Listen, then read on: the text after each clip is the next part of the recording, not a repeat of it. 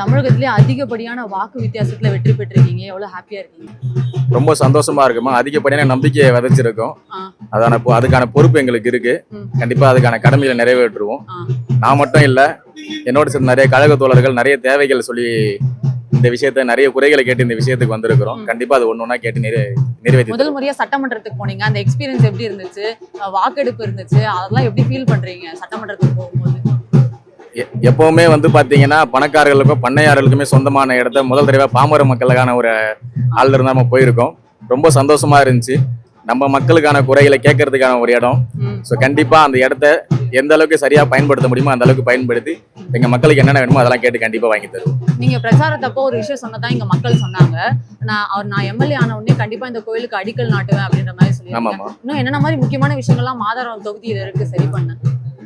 ஏற்கனவே சொன்னதுதாம்மா, முக்கியமான விஷயம் முக்கிய இல்லாத விஷயம்லாம் இல்லை, எல்லாமே தேவைகள் தான் இங்கே நிறைய இருக்கு. காலங்காலமா பார்த்தீங்கன்னா நிறைய விஷயங்கள் நிறைவேற்றாமலே வச்சிருக்கிறாங்க. ஸோ நம்ம அதனால தான் அவங்க கிட்டே டிஸ்கஸ் பண்ணி என்னென்ன விஷயங்கள் அவங்களுக்கு ரொம்ப முக்கியமாக இப்போ தேவைப்படுதோ அதை முதல்ல நிறைவேற்றுற மாதிரி பிளான் பண்ணியிருக்கோம். இப்போ கூட வர வழியில் பார்த்தீங்கன்னா பஸ் வசதி கேட்டிருக்காங்க, பட்டா வசதி கேட்டிருக்காங்க, நிறைய பேர் ரோடு வசதி கேட்டிருக்காங்க.